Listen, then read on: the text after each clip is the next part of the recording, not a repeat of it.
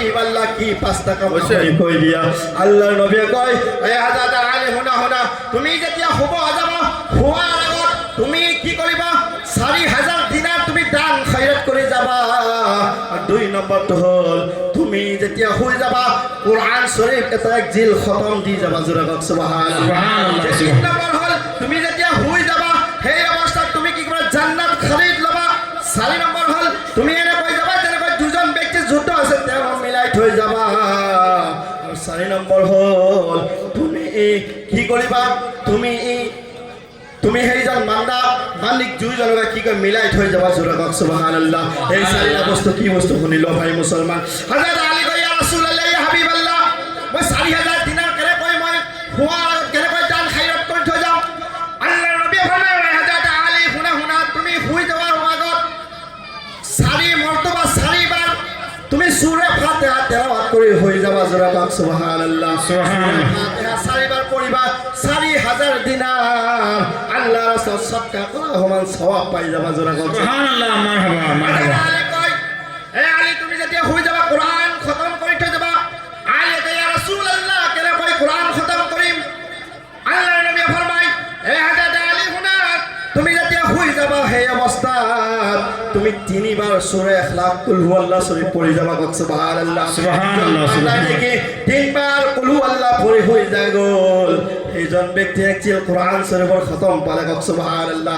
একচিল কোরআন খতম করা সওয়াব পালে। আল্লাহর নবী কয় ইয়া রাসূলুল্লাহ জান্নাত কেনে কই খরিদ লম। আল্লাহর নবী ফরমায় এ হযরত আলী শুনা তুমি হুয়ার আগত কমসে কম তুমি 7 মর্তবা দরুদ পাক তেলাওয়াত পড়ি যাবা। যেতিয়া দরুদ পাক পড়ি যাবা তোমার জান্নাত খরিদ লো সমান সওয়াব পাবা জোরে কওক সুবহানাল্লাহ। মারহাবা। নবী ফরমায় ইয়া রাসূলুল্লাহ ইয়া হাবিবাল্লাহ এজন দুজন কেনে কই মিলাই দিয়ে কেনে কই সওয়াব পাম। আল্লাহর নবী ফরমায় তুমি আস্তাগফিরুল্লাহ 11 বার পড়িবা। দুইজন ব্যক্তি যেন কই মিলাই দিলে সওয়াব পাওয়া যায় ঠিক তেনে আস্তাগফিরুল্লাহ 11 বার পড়িলে দুইজন মানুহক মিলাই দিলে যেন কই সওয়াব তেনে কই সওয়াব পাওয়া যায় জোরে কওক না সুবহানাল্লাহ। মুসলমান মই এটাই অনুরোধ করো ভাই মুসলমান এই দুনিয়ার পা যোৱাৰ আগত একবার দিল নরম করে যাও। এই দিল দুনিয়ার পা যোৱাৰ আগত অহংকারী তকব্বুরি বাদ দিয়ক। এই দুনিয়ার পা যোৱাৰ আগত লোভ লালাচ বাদ দিয়ক। জায়েজ না জায়েজ এবার চিনিবার চেষ্টা করক ভাই মুসলমান। মই এটাই অনুরোধ করো এই যে আমার পীর মুর্শিদ ঘৰত আহিছো এই পীর মুর্শিদ সামান্য নহয়।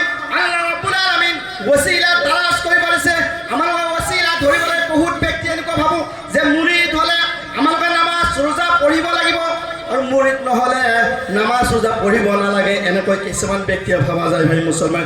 না না না তুমি মুরিদ হলেও নামাজ রোজা পড়িব লাগিব মুরিদ নহলেও তুমি নামাজ রোজা পড়িব লাগিব ভাই মুসলমান।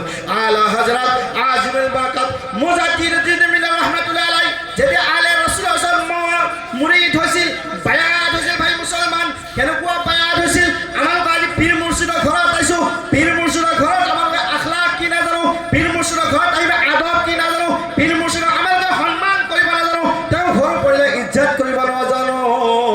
আলা হযরত এজনে লোক ইমাম আছিল যিজন ইমামে নেকি আলে রাসূলৰ ঘৰত যায় পীর মুর্শিদৰ ঘৰত যায় তেওঁ নিজে ভৰি চেন্ডেল খুলি থৈ খালি ভৰিৰে খোজকাঢ়ি গৈছে সুবহানাল্লাহ সুবহানাল্লাহ মারহাবা। মুসলমান যেতিয়া পীর মুর্শিদৰ ওচৰত বহে মাথা নত কৰি আলা হযরত বহি থাকে জোৰে কওক সুবহানাল্লাহ।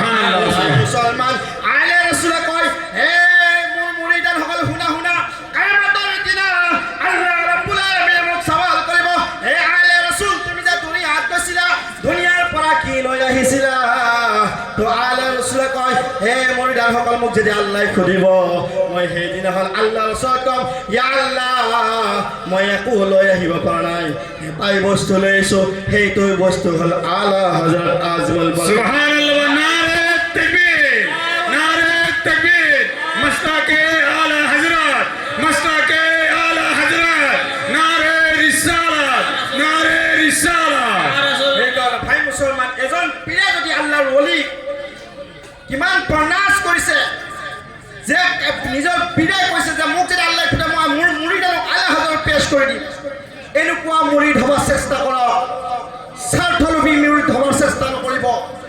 এই মুরিদ পীর দুনিয়াদারি নহয় আখিরাতের কারণে সুবহানাল্লাহ।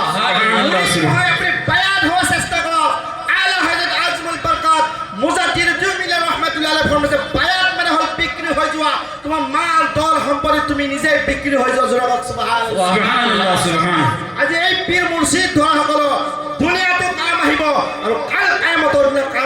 সুবহানাল্লাহ মৰাৰ সময়ত কাম আহিব কবৰতো কাম আহিব কিন্তু যদি মানা তেনেহলে ধান পাবা মাল্লি ধান নামালি পতন মাল্লি ধান নামালি পতন ভাই মুছলমান সেইকাৰণে মই এটাই অনুৰোধ কৰোঁ যিসকলে পীৰ মুৰ্শিদ ধৰিছে তেওঁলোকে পীৰ মুৰ্শিদক কেনেকৈ ইজ্জত কৰিব লাগে কেনেকৈ খুশি কৰিব লাগে কেনেকৈ সন্মান কৰিব আদব কায়দা আখলাক শিকিল আৰু যিসকলে পীৰ মুৰ্শিদ ধৰা নাই মই তেওঁলোকক অনুৰোধ কৰিছোঁ আপোনাৰ নমৰাৰ আগত ওচিলা তালাশ কৰিলে পীৰ মুৰ্শিদ ধৰি লওক যদি আপুনি পীৰ মুৰ্শিদ নধৰি তেনেকৈ মৰি গলা শেখ সাদি ৰহমাতুল্লাহ ফৰমাইছে যাৰ পীৰ নাই তেওঁৰ পীৰ হ'ল শয়তান তেওঁ পীৰ হ'ল শয়তান তেনেকৈ শয়তানি মতত মৰিব নালাগে ভাই মুছলমান কোনো হাদিস কোরআনৰ নোহোৱা কথা নহয় কোরআন হাদিসত সবুত আছে যে বায়াত হ'ব লাগে মুৰিদ হ'ব লাগে সেইকাৰণে ভাই মুছলমান আপোনালোকে এই বস্তুটো অকণমান তাৱাজু দিয়ক তেতিয়াহ'লে দিল নৰম হৈ যাব তেতিয়াহ'লে মন সলনি হৈ যাব পৰিৱেশ বদলি যাব